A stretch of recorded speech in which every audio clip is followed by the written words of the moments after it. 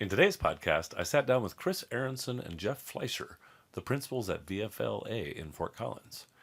VFLA has arguably been the leading architecture firm in northern Colorado since its founding in 1986, and this year celebrates 40 years of service to the commercial and residential construction industries. My connection with VFLA goes back to my banking years in the late 90s, but is personal because of the L that's now missing.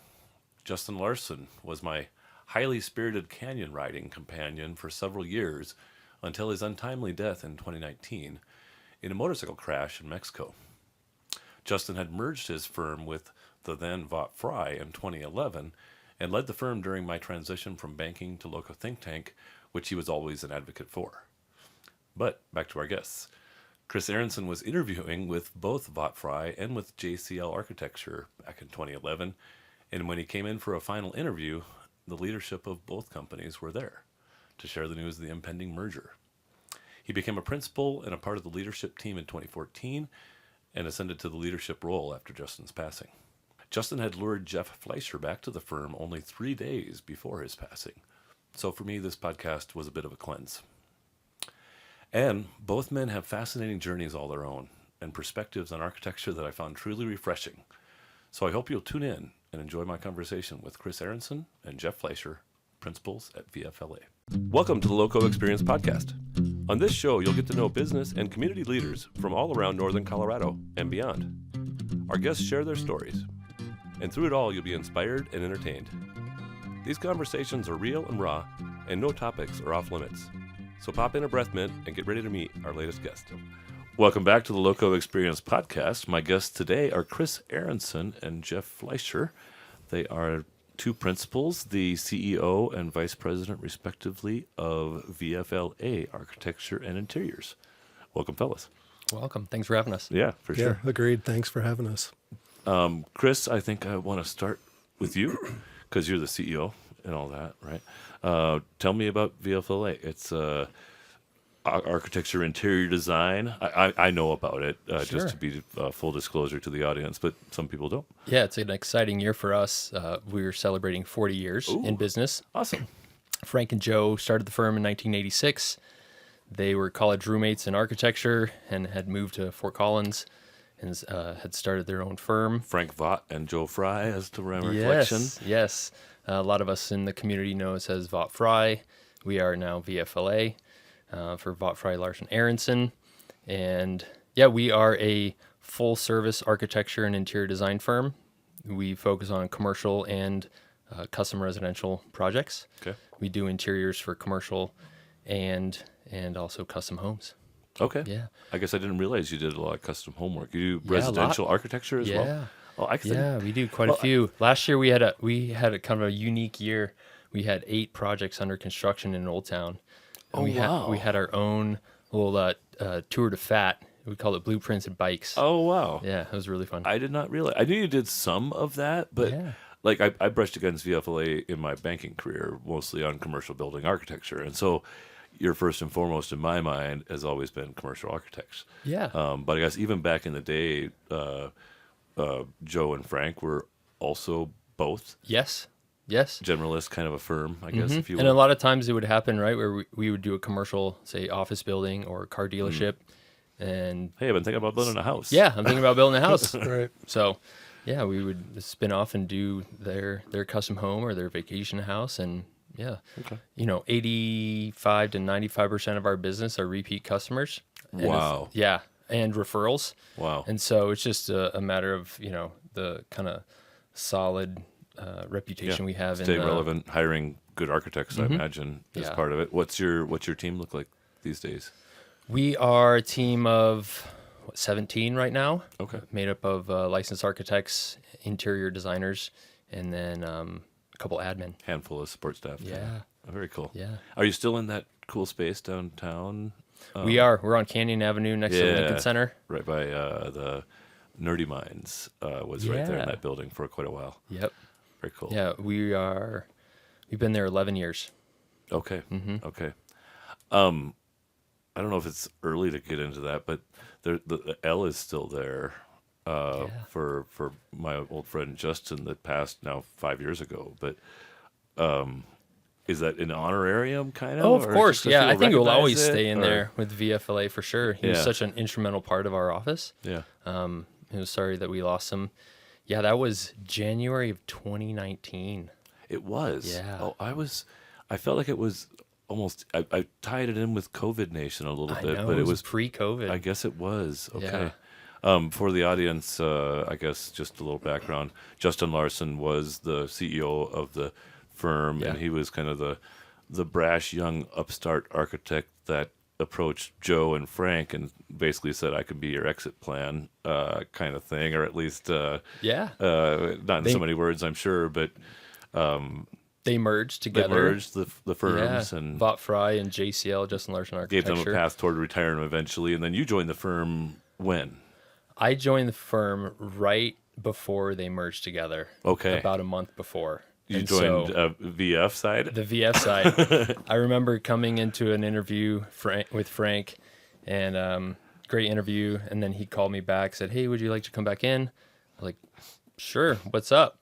And you know, back in the day, that we didn't have these double interviews, triple interviews. Right. And I remember showing up to the interview, and Justin was in the office, and I was like, "Oh, what's going on?" You know, like, did I do something wrong? You know, Right. because I was applying to both firms, and I come in, and Frank wanted to say, "Hey, I just want to be upfront with you that we are merging firms, these two together, and I just want to make sure that you're okay with that before you accept." And I was Fascinating. like, "This is even better because you guys are the two firms in town that I'd love to work for." Awesome. Yeah. What a neat thing. Yeah.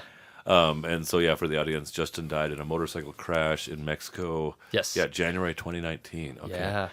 I Yep. didn't realize I guess I haven't visited Vaught-Frye since then, you know. And I guess further for the audience, Justin was my ride fast up canyons with motorcycles Yeah. friend for many years, Yeah. going back to my banking days. And so, Yep. Justin, if you're listening, I still ride fast up canyons. I've got a couple of new friends. I'm Yep. maybe a little bit more careful than I was back in the day, but in your Yeah. honor, we still twist them. Oh yeah, that's good. So, I guess can we talk about that chapter, because you were kind of thrust into leadership, and you had just joined the firm, Jeff, right? Yeah, I was there 3 days. Before Justin's passed. Yes. Can I shift to you and like, Certainly. maybe get your perspective on that? Because you had been a part of the firm and then rejoined. What was That's what right. was the circumstance yeah. there? So I started in 2006, Okay. and I advanced to a director of architecture with Frank and Joe, and then the Great Recession came in, and it kind of changed a lot of I things, was as a we banker. know. I was right? a banker during Yeah. those years. So I remember it. Yep. Our So- staff went from 12 to 6. Yes. So it took me down to Denver for several years, and I would see Justin at AIA events, and we would talk, and he kept saying, "You should come back. You should come back." And I said, "No, I think I'm good." And then finally, after a lot of conversations, and we talked a little more, and I said, "This is a great deal. I'm going to do it. I'm going to go back." And I get to live in Fort Collins again. Thank God. I was commuting every day from Loveland, which is where I live, Oh. to Denver. So, Right.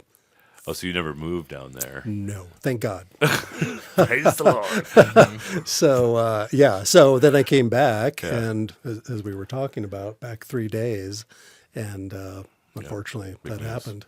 Yeah. Yeah. What was the circumstance at the firm at the time? You were already a principal. You were part of the leadership team, Chris, and so you were Yeah. already kind of in the room for what all the stuff, right, of managing a firm Yeah. is. Like, somebody's got to have their eye on the ball. Yeah. So in say end of 2018, Justin and I were the principals of the office. We were luring Jeff back into the office as a principal. As a principal. position. Okay. Principal position, because Frank, he was going to be retiring kind of fully end 2018. Okay. And so coming into January, we had You're like, we got too much demand and not enough experience. yeah, and well, we had Jeff coming in, we had Frank. He was phasing out, and he had retired, which was fantastic. Like kind of timing in there, and then Justin, middle of January, we get calls on our phone and through Facebook of a crash down in Mexico, and we're trying to piece it all together. I'm just so fortunate that Jeff was there, Right.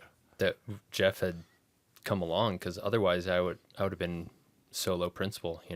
Yeah. So Yeah. yeah, I was Nobody to bounce anything off of almost in a season Yeah. of like, were you signers on the accounts and all that kind of stuff? Was there a bunch of that kind of like technical stuff? Yeah, to we had go some through? of that stuff A lot to of it was in go place. on. We are really fortunate. Our CFO and office manager, Robin, has been with us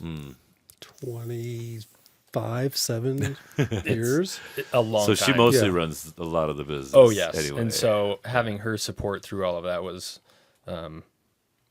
fantastic. And so being able to lean on her and the three of us guiding the firm through that, Yeah.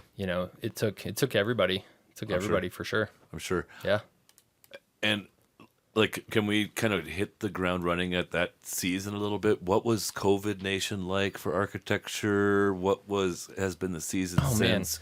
Where's the firm been like in terms of like opportunity and focus? They're kind of harbingers of things to come sometimes, right? And trends.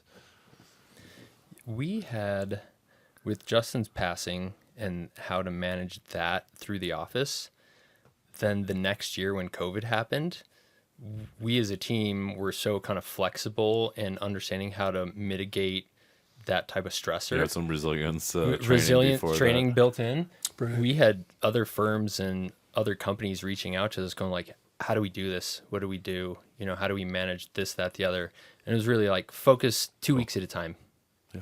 And so for us, we went fully remote there for a while in COVID, just like a lot of people. Everybody had to basically. Right. We were fortunate. We had teams already set up, and the downside is collaboration is such a strong element in architecture. Doing Yeah, that what do you digitally, think of this? oh man, is so hard. You're like, show me another slideshow, Chris. Yes. On So Zoom. trying to do design charrettes virtually with 40 people on a Zoom call, it definitely tried us, Or interviews, Or with interviews. clients, with Interviews with potential clients. clients. Right. It's hard. I can It's only hard. imagine. Yeah. And so we and especially Jeff's mindset, he's brought this great attitude of like, let's beta test it. Let's try it out. Yeah.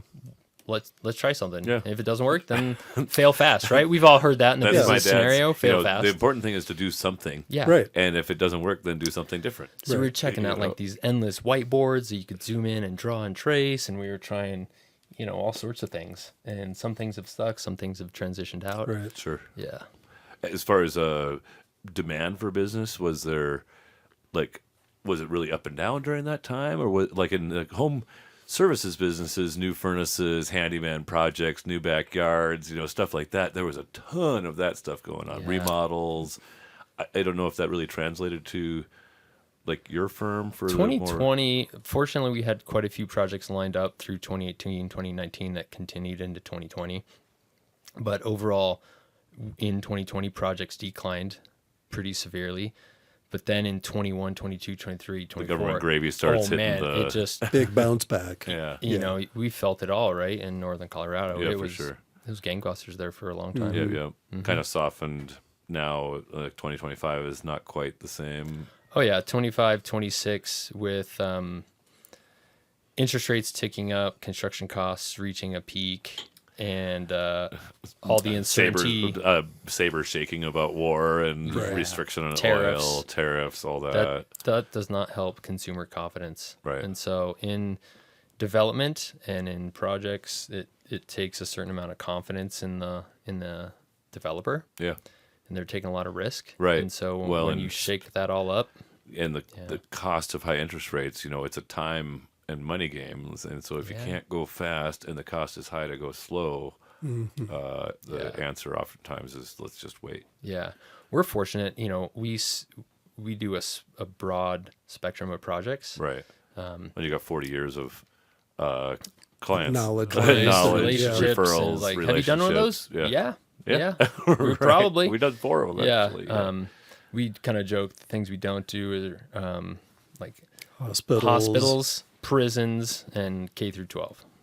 Okay. So we do everything medical. They're all kind of the same, right? Dental. The K through 12 hospitals and prisons, similar architecture, Yes, correct. correctional No. facilities of different sorts. Yeah. But the thing that's really great is that our staff have all of these different baselines that they've come from and all those different generalist projects. Yeah. I talk to clients a lot about we have all this knowledge base. And so what we think helps is that it brings a solution faster because of all the Yeah. varying projects that we've worked Can on. learn from the mistakes of those Yes. past projects. Yes. Or I had this solution and we can take that and vary it a little bit and it's Yep, yep. another great solution. Yep. So Yep. You become kind of a gathering hub of knowledge ideas and and- yeah. knowledge and stuff. Whereas a solo principal architect really doesn't have that opportunity to even if they're amazing, right. that ability to collaborate and build that field of knowledge over time just isn't the same. Or if they do one or two types of projects, but not 40 or 50, right? There's some project types we can walk into and go, oh, that's this. yeah. Just like that other thing, Yep. except for they want a Because little all bit they more do, of this. say Yeah. they all do dental offices, they just specialize in that. Right. We can go in and work with a dentist and say they want something different. We can pull our hospitality experience of hotels and restaurants and custom homes and make the lobby feel like the custom home. And then the back end is very, Yeah, you technical. can feel medical in the Yeah. back, but it doesn't have to feel all Right. medical in the front. Yeah, and so being able to weave these project types and then like just the staff flow with the patient flow, or on the restaurant side, understanding kitchen size versus dining room size, and start to merge these ideas together Yeah. and create these really cool, unique experiences. Yeah. Yeah. What do the two of you, Jeff, what do you have as favorite projects? Like, what are your favorite things? Is it custom Is homes? it type? Is it- Oh, yeah. Yeah. Man, I'm really enjoying clubhouses right now. Okay. So, it's Like an neighborhood clubhouse kind of Yeah, things? Yeah. and golf course clubhouses, Yep. those sorts of things, because they bend to a kind of residential feel, so you get that softness, quality of Did you do material. the Fort Collins Country Club remodel up there? We did not do that one. Oh, sorry. It's okay. It turned out Octopus. They should No. have. But I didn't think it looked that good, Yeah. actually. But one thing that we were doing quite a bit of was multifamily. I really enjoyed that, and that's kind of softened a little bit. But the uniqueness in those things, and then also just that puzzle. How do those pieces fit together? Pretty Well, exciting, imagine, like the multifamily, like imagining how the people inside are going to use it. right? And like your knowledge of how people do stuff increases so much through those hundreds of meetings with clients, whether Yeah. it's custom homes or, a preschool. Yeah. Interesting. Well, it's pretty cool too. We've got a couple clubhouse projects. One that hasn't kicked back off yet, but it's the story. We wove this story of homesteading and how do you come to the site and the honesty in the materials, and we have this capability to create unique spaces for people. And what does that do to those people when they get through the door? What's it like coming to the door? So it's pretty exciting. I have a confession. As a banker, I had a 15-year career as a banker, but some bankers, not me, but almost look at architects as being a little bit like a banker or a CPA or something, where you Right. pay your money and you get the service. Give $10,000 and you get your plans for your building, kind of Right. thing, or whatever. I think I have a certain appreciation that in some cases it's more significant than that. Yeah, I it's think not so. like a transaction. We've gotten pretty good at vetting clients, and the Yes. ones that call and say, I just need a blueprint. I just need a floor plan. Right. We're already Not really- halfway done building it. It's not really for us, Yeah. Yeah. Makes sense. How about Yeah. the same question for you, Chris? Favorite building or favorite kind of project type that you like to work on? Or do you still work on projects, or is the Oh, yeah. CEO too busy? Oh no. You got I an think in the office manager that's architecture been there for world, 25 years that mostly does in the all this architecture stuff. world, an architect's always going to architect, Yeah. right? You And should. so Well, otherwise you got to stay relevant, right? I imagine Yeah. you wouldn't want to have 5 years of rust on your architecting. no. I mean, Jeff and I still hand sketch. Really? Oh Yeah. yeah, it's such a powerful way to get ideas quickly on paper and talk to something versus like this ambiguous idea. You can get it on paper and talk. What if we rotate this and do that? So there's this ongoing joke in architecture that the architect's favorite project is the next one. Yeah.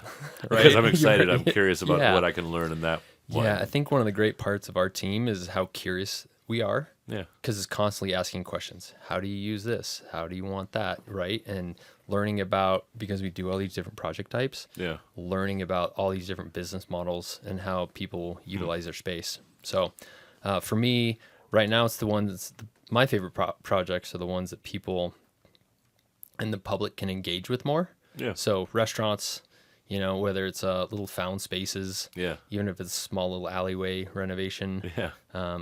or some of these more public meeting spaces, and then engaging some of these are on the medical side, right? And just man, medical spaces have such a great opportunity to be elevated past So what they are. I have a story. I changed up my backyard this spring because my neighbor moved his hot tub to be like adjacent to my chicken yard fence, and then he pointed out that chicken coops need to be 15 feet away from the chicken yard fence, and so I had to move my chicken coop.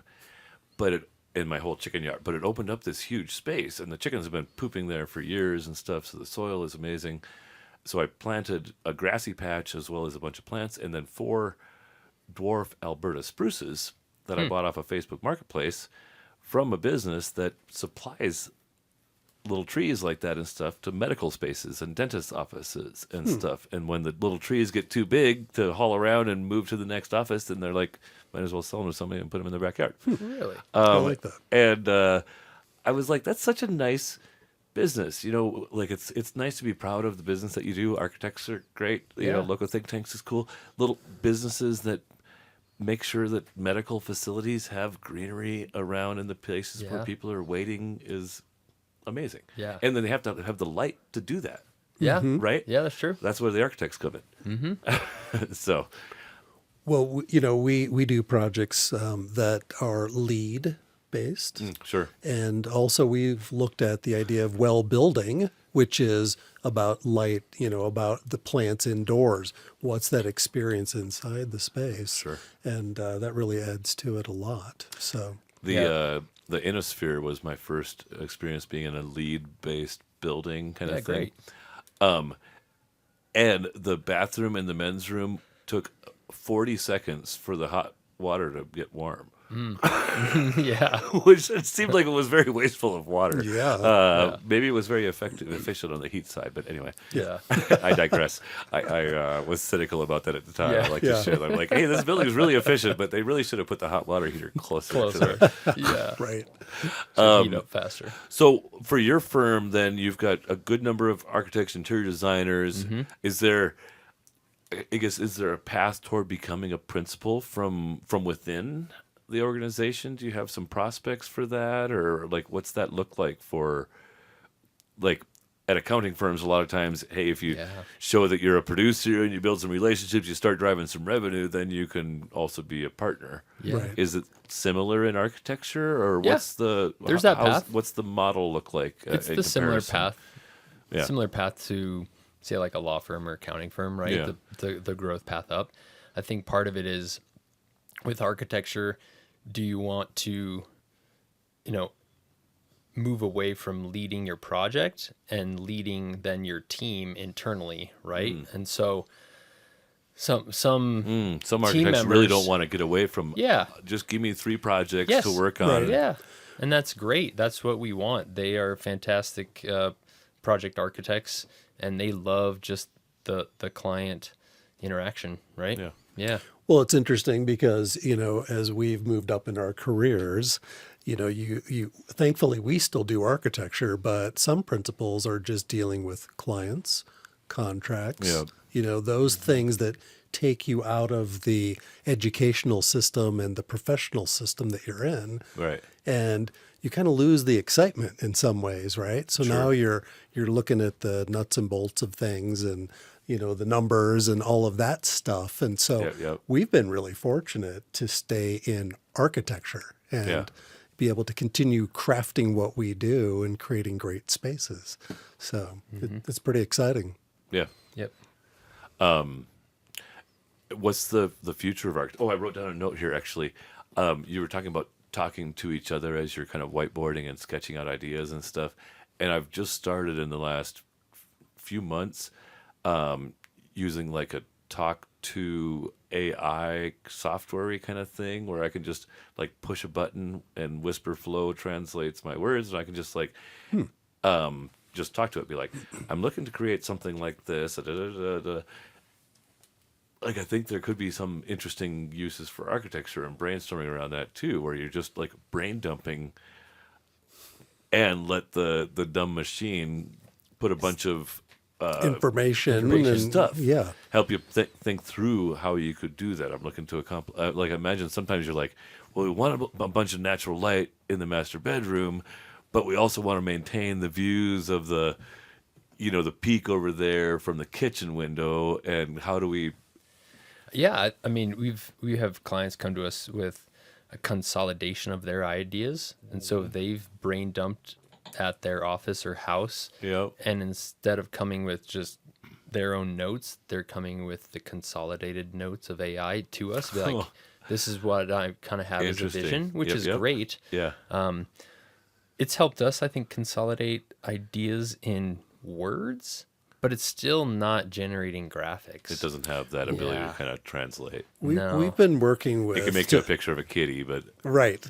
Right. Well, it's funny because, we've used AI and we've looked at design work and even stuff that we've already run through our 3D software. We've put that into AI and you get like a crazy window on the roof, or you get a person whose face is all smashed in and, it's like, architects it's not have that. always been accused of creating plans that can't actually be built.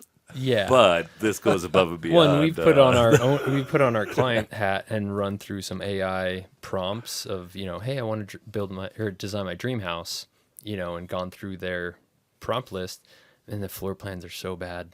So, it's how do you utilize what's out there? It's better at consolidating lists of ideas than it Yeah. is actually thinking about designing things. Yeah. I mean, it is a great tool because we've used some of the, previous projects, as I said, and run them through. Right. And we've had to massage them pretty hard through prompting.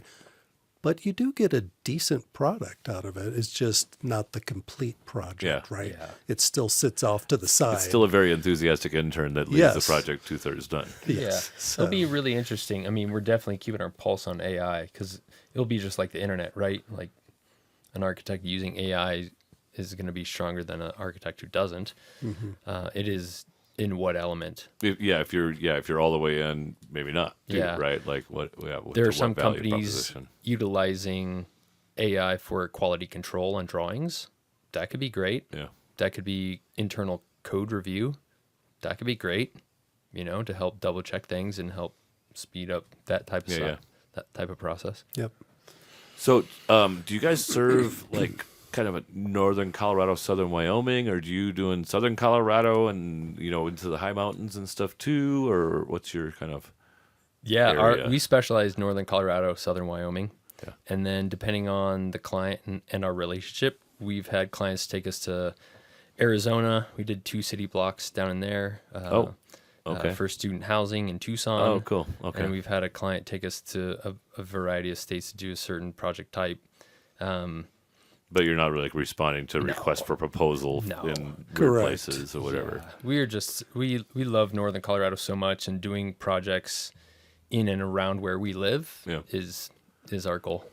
What's the this is kind of a business focused podcast for architecture firm. What's the business of making the business profitable? Obviously, more clients and doing a good job and not, but what's I guess the dynamics. Do you got to keep your architects all 50% busy to maintain a break-even business? How many hours, and I don't know. Depending what's on it their look like? depending on their position, we track utilization rates. Okay. And so when you start to look at that, you get, all right, say it's a project architect, they might be, 70% billable, and then a younger staff member really wants to be 85% billable. Gotcha. And Yeah. you start to kind of get an understanding almost of like revenue generation per person. Yep. And you can almost compare that to how much you pay them and whatever else, right? Yep. Right. Yep, you can do that. We track that on. It's a lot like a on the law team. firm in that way, I suppose, as well. Yeah. And we have a software program that we utilize for, timesheets and things, but it also tells us what our burn rate is on a project. So we can track the phase of the project. Right. And where are we in the world on finances. Right. So Because we you're can kind of make guessing adjustments. on how many hours of labor it's going to take to put a plan together sometimes. It's- or is it's it's not just thoughtful. time and materials, right? You're not just like, hey, sorry, it took us way longer than we thought to draw this out, but it's Right. really good. Right. But the nice thing right. is there are That doesn't happen. mechanisms in the business model, things called ad services or Change orders yeah, and stuff, right? Yeah. So we look at those as opportunities, but we try to get our first proposal right. Sure. So, Yeah. we're looking at all of the parts and pieces that we know. And if it changes, then that gives us that opportunity to make a shift. Yeah. So, Yeah, and you go, all right, what do we think? How many months is this going to take to design? How many hours a week, with our staff? Yeah. And you can estimate it out that way. That's part of where the experience comes in. Yeah. Like if you're a brand new architect, or you're like, You're gonna have if I buy an no architecture clue. firm, I'm like, I don't know. yeah, exactly. Right. Yeah, and then you start to look at, all right, Claude, how many hours do you think this will take? yeah, and then we have 40 years of data where we can go back and go, all right, we've done one of these. Yeah. What do we spend on this one? Yep. Yeah. Yep. Yeah. Yep. We have other mechanisms, what's the budget of the project? What's the construction cost? We Sure. look at that, so we use a right, 'cause lot of sometimes different. it's somewhat related. There's a percentage on this type of property. Yeah. The architecture cost should be some percentage Yeah. in this Construction cost. band. Yeah. kind So of we're thing. balancing through those Yeah, yeah. different pieces Makes and sense. parts to help us, We have some people call and ask, all right, what do you charge, per square foot of your design? It doesn't work like that. Not in our office. Yeah. Some might do it, but we don't work like that. Right. Yeah.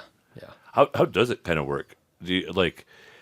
Let's just can we take me through a customer journey? I have more money than I do, and I want to buy. I want to build a new office building for LoCo Think Tank. I want Okay. 3 nice meeting rooms so that chapters can meet there if they want to, but and also just some private offices. So it's 3,200 square feet Yep. and Ground up. ground up, someplace in Old Town. I bought an old house. I'm going to tear it down. Yeah. I've got way more money than I do. Yeah. But what was and I say, hey, where do I start? Do I start with a general contractor? Do I start with an architect?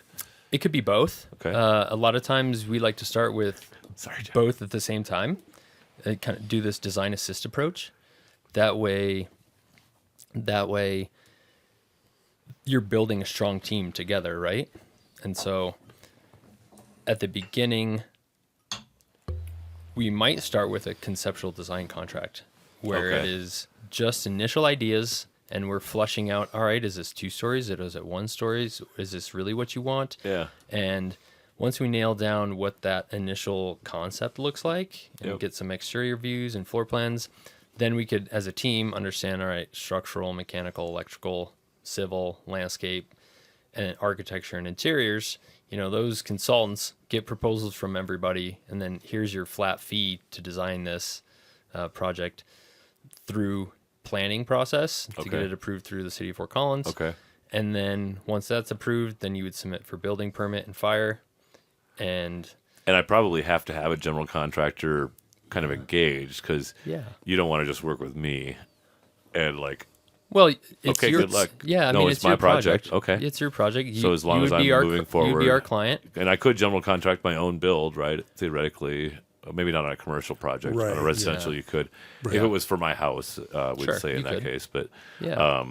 legally, It's nice to have a technically, GC on good board. luck. Yeah, it'd be nice to have a GC on board to help create that team. Yep. And they can be confirming pricing. Yep. They could be Yep. confirming construction duration. Yeah, I think you're right because we've seen prices fluctuate so hard. What's Oh, hot totally. is copper hot right now. Right. Did that go through the roof? And so You know, one thing that's always hot: hookup fees yes, and Yeah. permit fees. But that's, as Chris said, that's where the general contractor at the table can say, hey, here's what we're seeing. Right. You might want to procure these parts and pieces now or sooner than later. Yeah. So that's a really great thing to have. Well, They have once a you good- start They understand have a the good kind of pulse scope. on the subcontractor shirt, right? Is wood going up, down? Is steel Right. going up, down? Oh, and that's even Mechanical part of the equipment. architecture conversation, right? Because Yeah. depending on the materials, what Or- you're looking for, that conceptual design. Or availability. As we know, Right. data centers are using a lot of copper and water. Oh, right. So should we buy early on this or should we pivot, right? Mm-hmm. So should we try to do something else? Oh, yeah, interesting. So yeah, so it's all that knowledge base that So really adds to that project, and yeah, I never really thought about that impact of like copper is copper, right? So your copper sinks have gone up in price lately, Yeah. probably in comparison. well, it's interesting because with the electric vehicle requirements now, Sure. some projects are requiring new transformers. Transformers are taking a lot longer to get a hold of, so it just depends on what we're working with. It's very interesting. What do you see as trends in the industry, say in the next 5 years plus, other than some application of AI, right, and efficiencies around that? Yeah, But technology is huge. that's one of the big things. Yep. What sets a firm apart, like, to be one of those choice firms of the future, for the 50th anniversary year? We've been great at beta testing our virtual reality. I think we're on our third or fourth round of VR in the office. Walk me right through it. Yeah, so we started with Oh, damn. it was a cardboard box with a cell phone slid in, and you're looking at a room, right? It was that early on, Right. trying to look at that. We quickly moved to goggles that would have that image in it because they didn't do first-person walkarounds yet. Now we have a great Vive Pro system, has wands, it has Wow. a goggles. We have the double monitor, so if you don't, Like the this people thing in that the you're room, drawing, you Yeah. can like walk the client around their house Yeah. or whatever. Virtually. Or they could walk themselves, Right. which is fantastic. Yeah. I want to go through this door to see what it looks like in the space. So they point the wand, hit the button, they go. it's really cool. And what's I really want to nice, try it.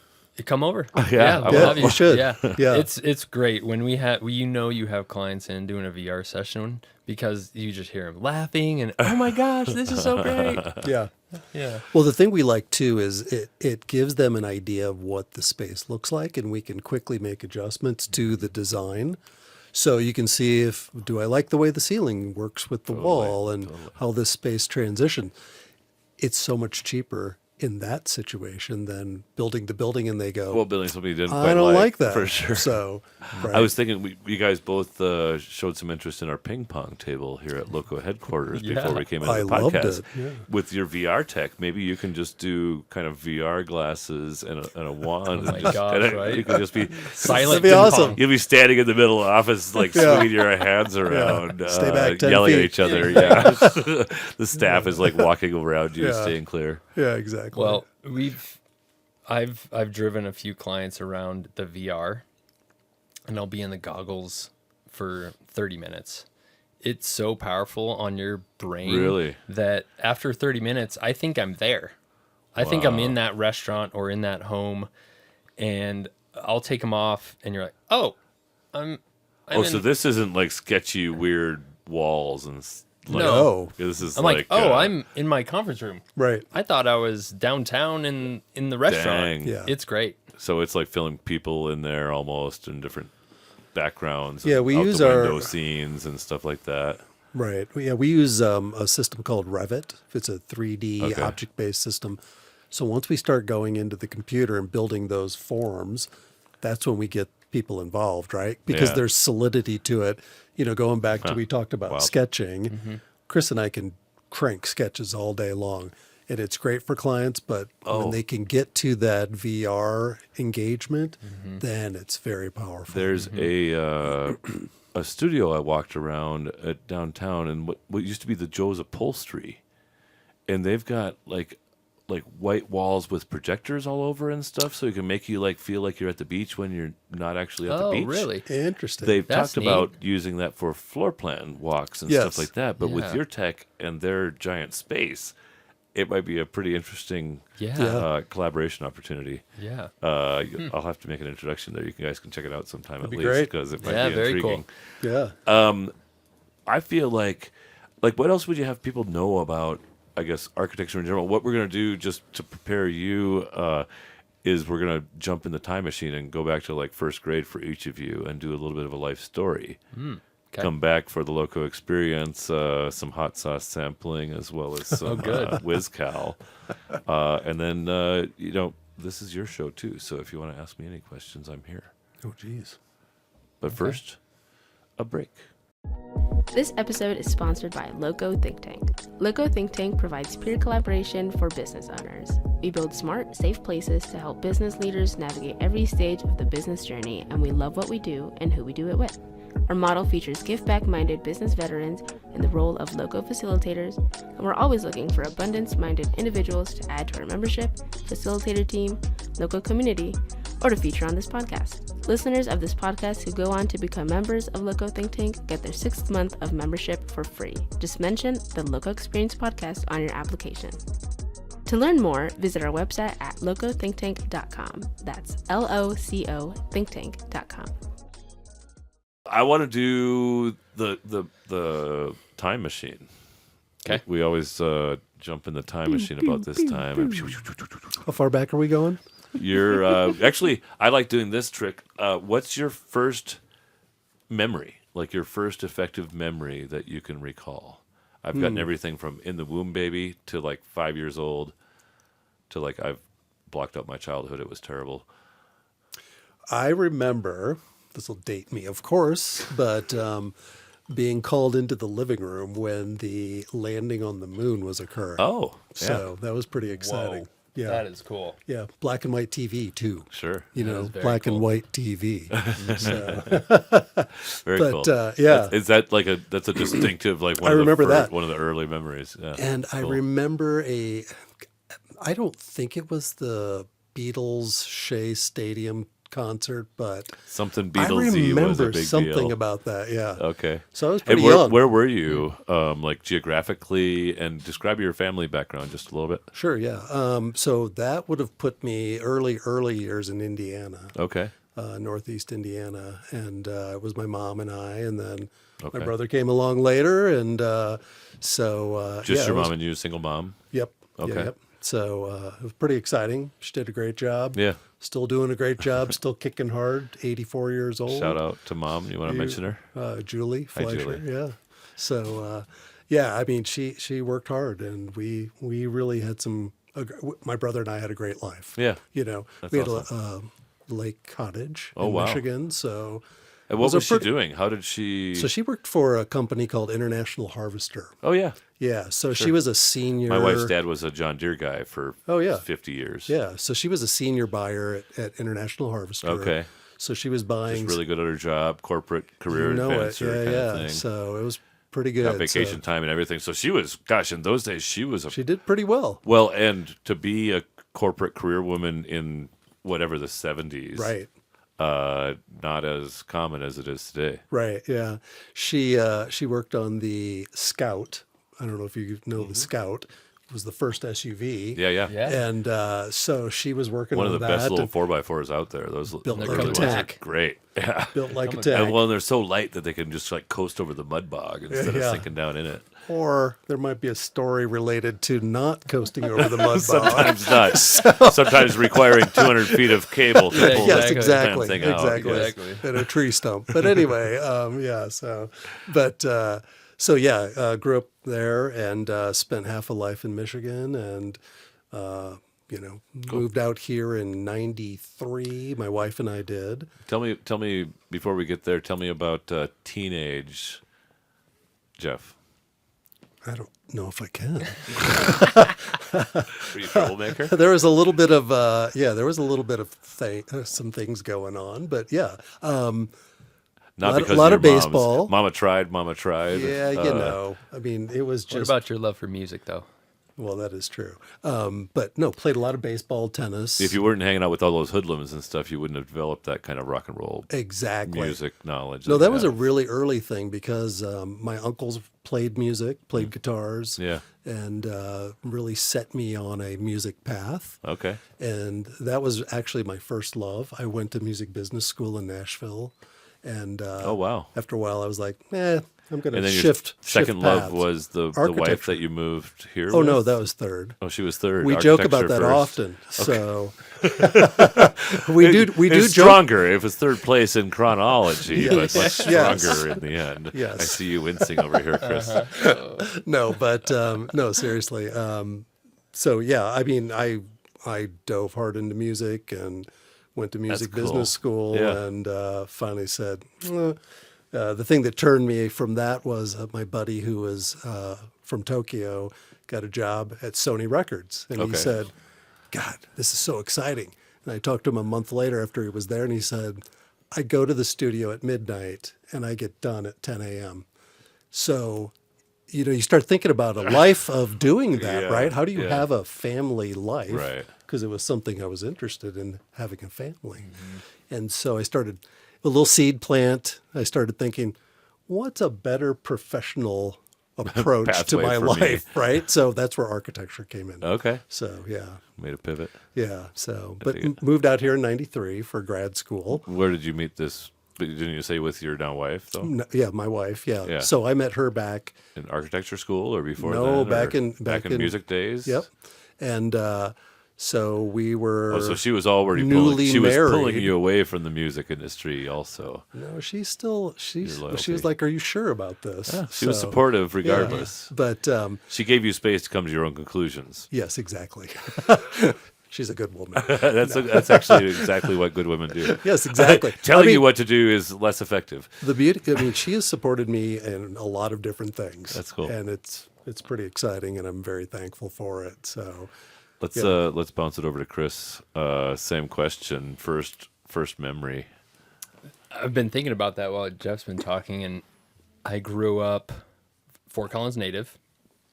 Grew up on the north side of town, and I always remember picking raspberries off my neighbors' raspberry bushes. Yeah. So their entire lawn that faced the green belt, I'd hop over our fence, go over, and in the summertime pick It's like raspberries. unlimited raspberries. Oh yeah, almost. and they fantastic. loved it, right? They were like, oh, "Come here, da da da," and so that, and then also just riding my bike around the neighborhood. Yeah. I do not have early memories. Mine's kind of a similar. Yeah. Picking strawberries is one of my early memories when I was 3 or 4, somewhere in there, kind of. I came 5, across I don't know. I came across a photo that my parents had of me running across the top of the World Trade Center, Oh wow. which is really cool. I was, I don't know, 4, Right. blonde curly hair, You're running around like I don't remember that at you know, all. I'm like a blur in the picture, but it's one that I'm like, That's awesome. that's really cool. You remember it? No, You don't have a memory of the actual no, event though. It's just like, oh, Yeah. you know. Same here. Yeah. Yeah. I've got blurry, like some school memories and stuff is really where Yeah. it starts activating for me when there's other personalities to remember instead. Yeah, Right. interesting. Yeah. So, how about you? Like, what's that teenage look like? And set this household stage for me as well. Other siblings? What were your parents up to? Oh, sure. My grew up here, and then we moved to the south end of Fort Collins. I have one younger sister, 4 years younger than me, and we have a great relationship. My parents are married to this day, and my sister, we just got together with her and her family this past weekend. We're pretty close. She lives in near the Springs. Okay. Yep. And so, yeah, we have a great family dynamic. Cool. Really fortunate to have grow up with parents that love each other so much. Yeah, You cool. know, for me, getting into architecture, Yeah. I mean, I was president of my Lego club. You So know, you were I a was builder. like, I You were was focused. like, You were a little more I love focused that. than Jeff Yeah. right from the start. it was like I knew growing up doing Legos was definitely a hot thing, and I think also traveling with my parents. It's a big value for them. Yeah, and then going to see these places across the world. What was their circumstance? Yeah, my dad ran a company here in town. He was an environmental consultant. Oh. He's by schooling, he's a limnologist, in the study of fresh water. Oh. Okay. And so he's a water scientist, And my mom used to work at group real estate, and Yeah, so you had it two was great. kind of working professional Yeah, it parents was kind great. of in that business Great. world kind of a little bit After too. a while, my mom stayed and just had to work on Yeah. my sister and I. If Keep somebody us called at her, home. she might do some real estate, but that was Yeah. the extent of it kind of. Yeah. Cool. And so with my dad's job, he traveled all over the world. Oh, really? Yeah, and he'd come back from Jakarta, Indonesia with Oh, dang. these really cool trinkets and blowguns and carvings, and our house was filled with Oh, random so he was like a sculptures. research scientist Yeah. almost, It's in pretty addition cool. to being an entrepreneur, I guess. Mongolia and Huh. South America, and he took some, I'm sure, some pretty amazing trips for work. Like, who hired him to do those things? Large oil and gas companies looking to come in and do mining Right. projects. Make sure we don't mess this water up. So you Yeah. got to get a baseline and kind of Yep. give us solutions that don't have a risk of. Yep. Yeah. Barry Carlson used to do a lot of stuff with that. Okay. I forget. He had a company here in town Oh, as neat. well. Oh, Teledyne water pick? No, it wasn't No? Teledyne. No, it was I don't know.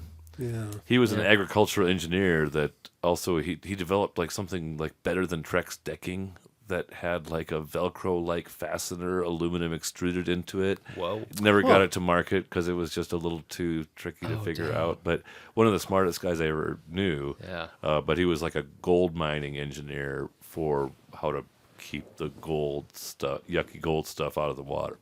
Interesting. So probably brushed against your father's Yeah. industry. Similar Similarly. channel. Yours was oil and gas. Sounds like his was gold. Neat. But either way, you want to keep it out of the water, apparently, Yeah. or the mercury, or whatever in the case Yeah, of whatever. gold. Uranium. Yeah. So architecture school, CSU, or go farther away? No, went farther away. So my aunt and uncle, they live in LA, Oh, and growing up we'd go visit them frequently. Fun. And so I was like, well, man, I wrote a letter to myself in freshman year in high school. I want to go to architecture school in Los Angeles. yeah. And and then the English teacher sends it to you 4 years later when you're a senior. Wild part is like, I did go to doing architecture it. school That's great. in Los Angeles. So Yeah. I went to USC, Cool. just south of downtown. Yep, You know, yep. the campus is kind of known for being in the Two of my nephews are in Los Angeles area at college right now. great. From right around here. One, I forget, Viola Okay. is one. Anyway, but it's pretty cool. Like, Oh yeah, it's the best place to live for a freaking 19-year-old kid, right? such a great spot for architecture 40 minutes school. from the beach. You know, you're studying these things in the books, and you're like, oh, let's go visit them.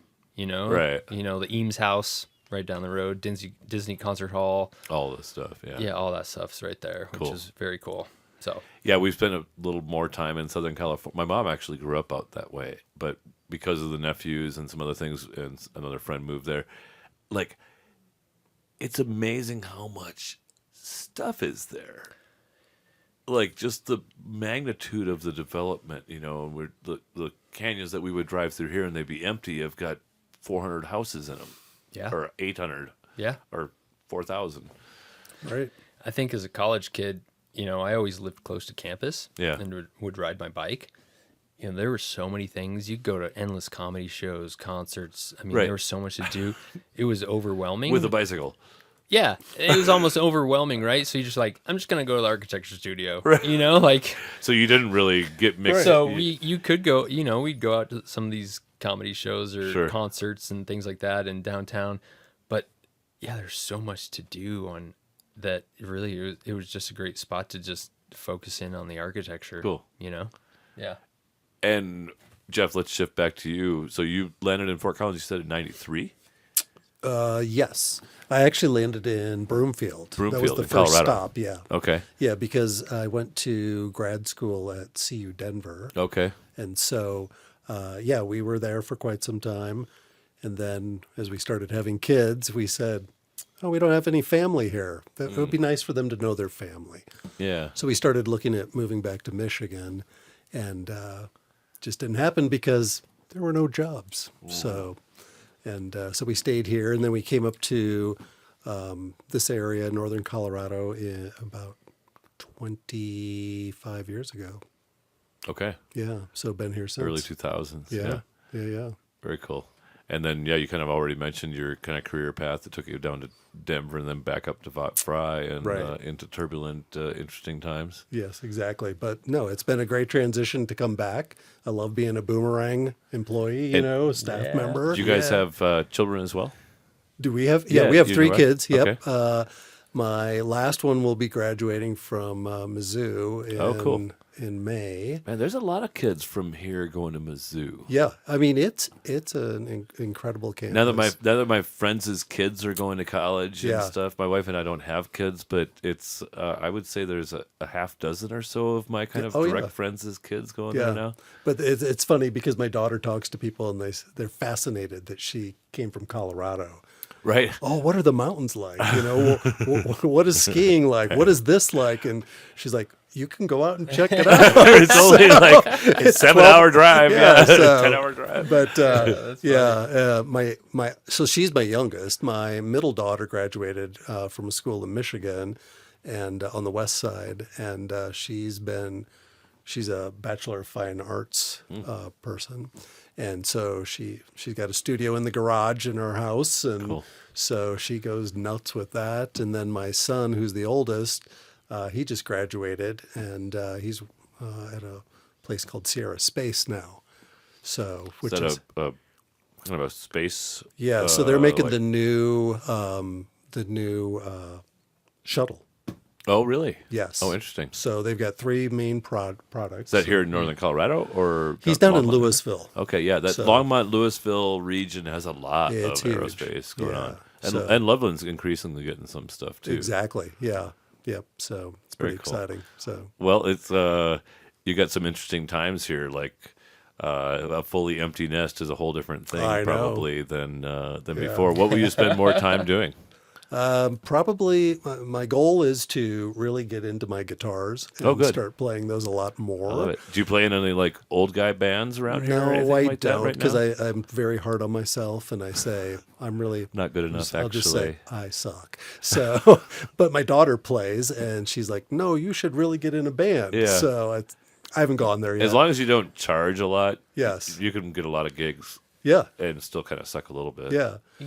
Beta tested at the office. Yeah. yeah. I like it. Yeah. But, Fridays, Fourth Fridays Yeah, at exactly. VFLA in the Exactly. parking lot. Yeah. Exactly. Yeah. But we have a little recording studio in the basement, and Oh. so it's fun. Yeah, that's You know, really cool. we can't have drums though because somebody in my house said no. Sorry, Mom. But we've got everything else, so it's pretty exciting. That's good. So, Chris, I'm going to bounce to your early career. So Yeah. you graduate, I presume, from USC? Yep, graduated from SC. They had a 5-year program. At the time, my girlfriend and now wife, she was in dental school at CU Denver. Okay. So I graduated, moved to Denver. So she was out there for a while, and then she came here to finish up, or were you long We did distance long the whole distance. time? Yeah, we did long distance. Yep, she high school sweetheart here at Collins. I love that. She went off to Nebraska Wesleyan for pre-med, and then a year later I went to SC. And then we met back up when she was in dental school. Yeah. So I found a job at a 80, 100-person firm. Oh, wow. Clip in Denver. Okay. Working on big projects, like the Denver Justice Center, Yeah. the Hyatt Convention Center, Wow. big schools, big libraries. Yeah. Really Which fun. I suppose is kind of a lot like going to work for a Big Four CPA firm or Yeah. something like that, right? Yeah, it was wonderful. See how the way it is, what you want to do more of and none of. Yeah, and you're like, you got to start somewhere, Yeah, right? So yeah. I'd interned at a couple smaller firms in LA, which was great during school. Working at the big firm was wonderful. Once, Well, but your girlfriend was in Colorado, your fiance. yeah, exactly. So once, Sorry, I just made the decision for me. I don't know. I don't even know her. yeah. So we got married here in Denver. When she was done with dental school, we moved out to Palo Alto for a year. Oh, while fun. while she did a residency. Yeah. And we're like, hey, if we're gonna do this residency, like, let's pick somewhere cool. Right. So it was either Yeah, we're not going it to was either- Nebraska, no, right? it was either like it was going to be Portland, Stanford, and Palo Alto, or Honolulu. Cool. And it came down to Honolulu, Stanford, and I think the biggest fear with Honolulu is that we'd never come back. Right. He's like, oh, It man, is kind this of a fear, Hawaii, yeah. right? And so we did Palo Alto for a year. It was great. It was 08, 09, right? And so I worked at a smaller. So you had an at a- opportunity to find a different job. we were fortunate there that made it it was in a through. bubble. Okay. It was a 20 It powered through, kind of. Yeah, it was a 20-person firm. I really liked the connectivity of the team and Yeah. how it operated and the Yeah. scale of the projects.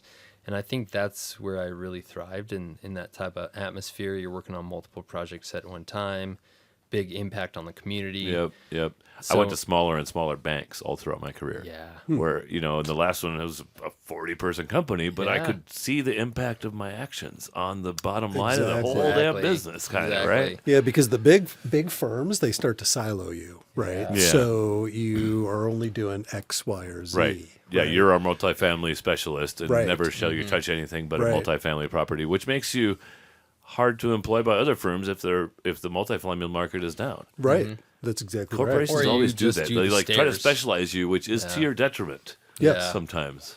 Yep. Anyway, I digress. Agreed. Chris, bring me back. that's right. I was ranting. So from Palo Alto, we moved back to Fort Collins. Okay. Charlotte started working here as a dentist.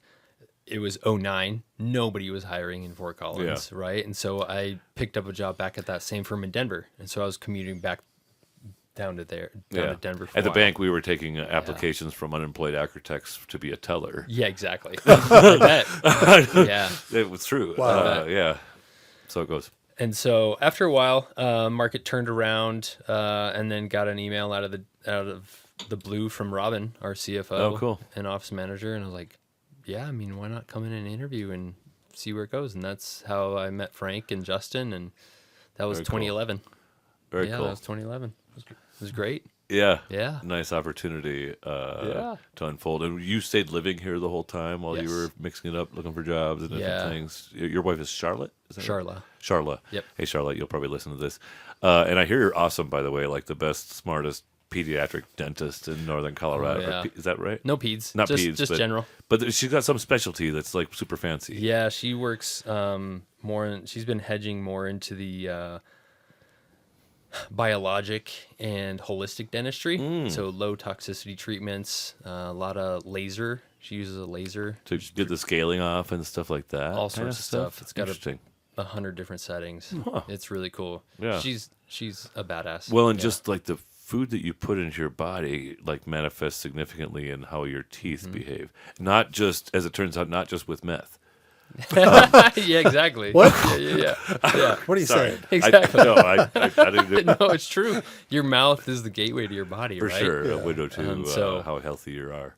Say you have pain in one tooth, it could be a trigger and telling you a signal that you might have something wrong with a certain organ. And so Interesting. picking up on some of that Western medicine. Yeah. Yeah. I probably could have a fun conversation with her sometime too. Yeah. You should. I feel like should. we may have a good opportunity to sample the hot sauce coming up here. Are you guys ready for that? Spicy. Yeah, let's take a Let's do short it. pause. I'll get us set up for that. Okay. Octopus, and then we'll jump back on. We're coming back toward the final segment, the LoCo experience. So, accompanied by our spirit sponsor, WizCal, our featured spirit, but by Seed and Spirit Distilling. They're in the Funkworks building, and we'll be opening a tasting room and oyster bar and food truck soon. Really? you So, go. with their own spirits, they've got gins and rums and stuff like WizCal. That's fantastic. Which is delicious. And the crazy ginger hot sauce that is sprinkled a little bit on some of these chips. Let's do it. Chris, I'll let you Try it. start there. Try this guy. Jeff, that big one, the juicy one, is the one that Chris wanted you to have. I'll go over here. Okay. I do love a good hot sauce. Now there you go. We'll start with the hot sauce tasting notes, if it's okay. Ooh, I got some of that one. Good initial kick. Really good flavor. Good balance. Nice. Yeah, that's a great sauce. Available at Matador Mexican Grill for your purchase. There you go. Breakfast burritos, tacos, Fish, fish. tacos, Bloody Mary. Yeah. Bloody Mary. Oh, yeah, that'd be great. It actually, I use it in my salsa a lot. Like, just get regular speed salsa and just put a couple few drops of this in there, and you're like, Yeah, that stuff's That's good. really Want good. another one? Yeah, I'm glad. Who doesn't? Jeff wants the get that juicy one. Okay, I'll do it. But I'm going to double chip it. Okay, all right, I'll let you. Here we go. Sometimes Put it three in. hot sauce- 2, 1. Go big. Go big. Exactly. What were you gonna say, Chris? I was gonna say sometimes hot sauces they start mild and then get too hot. This one starts off strong, stays at that level, and it kind of then tapers off. Yeah. That's a good sauce. Good job, Matador. Right, well, good job, Paul. Yeah. Paul set Way me to up with go. a bunch of tasters. You have got the high rye bourbon there with you, which I don't know if you've tasted it yet, but you can share tasting notes on that too if you'd like to. I'll try it out. Hold on. Yeah, might as well while we're here. It's not really a taste test podcast or anything, but we do some stuff. It pairs well with the hot sauce. Nice, good. Should we jump right into the WizCal? That's up to you. Oh, Tell us let's more do about it. So this is basically a hybrid spirit, mezcal and whiskey, primarily corn whiskey. Okay. And but it does have kind of the smoked mezcal Yeah. flavor, and Neat. so it's the only WizCal around. So I like to sip it kind of. It's not really a shooter for me, but it makes a great old fashioned. Actually, a WizCal old fashioned is like really nice. I love it. I like it. Oh, man, My that's got a sponsor good will balance to appreciate it. that. Yeah. That is tasty. So The a smokiness podcast is soon. there. I'll update the open date on the Seed and Spirit Distilling tasting room there. Love it. Yeah, it's got a good smokiness. Some of them come off too strong. I like that we get to keep this shot glass. No, I'm kidding. You can if you want. I mean, I got so many of those. It's, I'm totally kidding. Before I had a spirit sponsor, what are these from? These are from the What, tin cup? tin cup. Yeah, these yeah. are just tin cup shot glasses. So Those are great. That's good. That Now- makes it spicier. for sure, Wow. he's Yeah. coming back. Do you Now need that some he's milk? coming back. No, milk? he doesn't need milk. Yeah. We don't have any milk around. here. No. What? What kind of deal is this? Jeff, That is a good combo. the final Hello. closing segment is the LoCo experience, which is the craziest experience of your lifetime that you're willing to share and have your daughters listen to and everything, and your wife and your clients at VFLA and the police, the authorities. Yeah. But mostly the statute of limitations has run out on most of your shit, I reckon. Maybe not. I There's a don't know. lot of stuff I just really can't talk about, to be perfectly honest. Well, that's kind of So, stuff we like. and nothing illegal, but Okay. things that you got into, at my age, For when I me, was- that's illegal things mostly. yeah. God, the craziest thing. I got to think about Chris, that. do you have a story in your mind already? I mean, I am not a crazy. you seem like a life really experience. relatively risk averse kind of Yes. guy.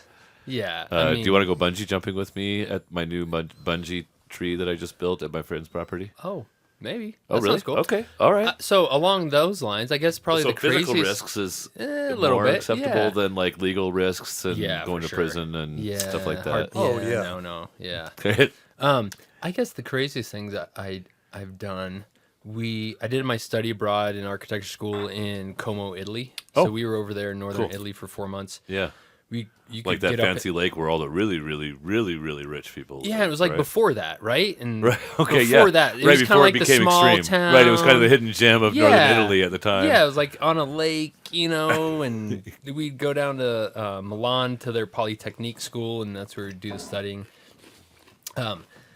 But you could the adjacency to Switzerland is right there, right? And so Okay. we would, and Switzerland's known for some of these high risk things, right? So we went canyoning one weekend, where basically it's like a slot canyon on a rope. So they have a cross rope, and you jump off, and you do this huge swing across. Oh. And you're in college. You're like, oh, sweet. Right. You got Somebody this? strung a Hey, rope across let- here. We could just yeah, tie my let's rope just onto do that this. rope and we just swing. Yeah, so we just went up there, 4 or 5 of us, took the train up. Hey, let's go canyoning, and it's snowing, it's icy. You put on this harness and you jump off this. Who knows how deep the mountain is? Right. And you're just like, How long was the rope? oh man, long. And you're just free falling, Enough and to you're like- scare you. enough to scare you, and you're like, wow, this is far. This is really far. And you get down, you're like, I don't know if I should have done that. Yeah. Because that could have gone wrong. Well, Yeah. yeah. But it's far. I mean, Like- it's like a long bungee jump, right? But without So the hundreds of boinging feet Up. Yeah, kind of hundreds thing. of feet. And you're swinging out, and then coming back. And And then how do you get off of it? Like, you don't just hang in the middle somehow? No, they or had like something? a catch rope. They had a catch Like I said, rope. I know go. physics a little bit. Like, Yeah. eventually Let the go, thing yeah. stops swinging. Yeah, so they had a catch rope and a landing at the bottom. Okay. And so they'd have a staff member down there that they would, you would basically grab this Oh, rope. because and- there was a rope kind of hanging below Yeah. you almost to... Yeah, I don't know. You black out and you don't remember. It was so scary. Like, there's no chance I'd do that now. Yeah. You know, Go like my a motorcycle. afraid of heights is like, I think once I don't know what it is, but recently, like my Appreciation of the risk of the being heights, at I'm heights like, is my higher. body just like goes in overload. It's Yeah. crazy. Yeah. But Okay. yeah. Yeah, interesting. What about you, Jeff? Okay, so I might have a couple. That's okay. As long as they're crazy enough. If the first one is crazy enough, you can still tell Well, us. we may have had nail gun fights. Taking the safeties off. Yeah. You put a full We bandana did on. BB guns and safety goggles. slingshots. Yeah, that was kind of It silly. is. Yeah, And that's pretty crazy. shingle fights. Like, fights. oh yeah, Oh, those no. are like freaking ninjas. Yeah, right. it was a full-on throw. So same thing, bandanaed up so you don't get it in the throat and right. things Don't like want that. to take an eye out necessarily. And that's all I'm going to tell you. And it's It's this. like pop bottle rocket fight. Yeah. Oh yeah, that's a good Yeah. one too. Oh, yeah, we yeah. we may have played Yeah. James Bond one night and had bottle rockets as we were driving and putting them in bottles and shooting at cars. Octopus. No, you'll be fine. It'll be fine. You'll be fine. All of us did that. Well, not really. Yeah. But most of us didn't get caught doing There's that. way too many other things I can't talk about. Fair enough. Not illegal. Not illegal. but, Well, yes, yeah. they are. Like, definitely shooting bottle rockets at cars is illegal. Maybe. Depends on what state you're in. No, It isn't like prison time. Like, Correct. it's not a felony, but we were pretty mischievous. I threw a chunk of ice at a car when, like, we were throwing snowballs at cars in kind of a towny kind of a situation. Apparently, I decided I should throw this chunk of ice, and it was like a chunk. And a guy come and like confronted me and caught me, and man, I that's a memory I have. I was Yeah. like freaking 8 or something, geez. probably. Pretty small. Like, I was adventurous, I suppose, for an 8-year-old and sassy. And I remember that conversation. I thought he was going to kick my ass. He Yeah. should have, kind of, but I was 8. Yeah, right. Turns out you can't whoop ass on 8-year-olds Yeah, anywhere you in this can't. country. It Yeah, doesn't you really can't. matter what state you're Even in. back then. Even back then. So, yeah, yeah. not in public anyway. Yeah, exactly. So, I'm glad for that. That's so funny. Yeah. Well, I have a challenge for each of you. Okay. Jeff, really glad to meet you here on the podcast. If we have not met before, it seems like maybe we haven't. Yeah. I enjoy it. By the way, you seem like you might have some billiards talent. Do you have some billiards talent? It's okay. Okay. It's not. I know a it's few not at the architects that are top, decent. But yeah. And sometimes I like to give them lessons in 9-ball over at Coopersmith. So, Yeah, I mean, I'm a competitive person, and so Okay. I might take up that challenge. well, if we wrap this up pretty soon here, we might be able to get back on the ping pong table. Oh yeah. And Chris, any last words or any words of actually what I would like from you is like the best advice you've ever had and pay it forward. Oh, the best advice I've received? Yeah, the best business advice you've ever had. Pay it forward to somebody that's listening right now. I think it's follow your intuition. I mean, as basic as that sounds, it really rings true because we're so different as people and we're all on our own paths. When that gut feeling kicks in, I would listen to that. That's actually, Yeah. I use that even talking about LoCo Think Tank. Like when you make a Yeah. decision and your gut says it's good, Yeah. trust your gut. Yeah. Yeah. Dig it. Thanks for that. Appreciate you guys being here. Yeah. Thank you. thanks This for was having wonderful. us. Godspeed. Yeah. Thanks Yeah. for enjoying the Yeah. hot sauce and the bourbon. Oh, It was And the delicious. WizCal. Yeah. Thanks. Cheers for now. Cheers. Hi, this is Kurt Baer, host of the LoCo Experience podcast and founder of LoCo Think Tank. Every week, I explore intimate conversations with business founders and leaders, and so I hope you'll join us this week and every week for a new episode of the LoCo Experience.